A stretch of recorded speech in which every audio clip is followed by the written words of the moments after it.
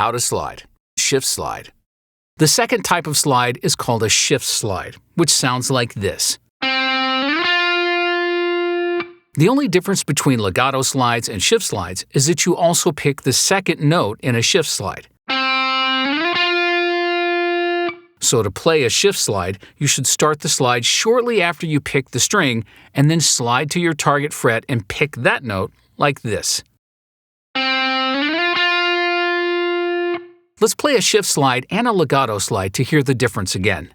This is the legato slide, where you only pick the first note before sliding to your target note. This is the shift slide, where you pick both notes involved in the slide. Guitarists commonly use shift slides instead of legato slides to highlight the second note, like this.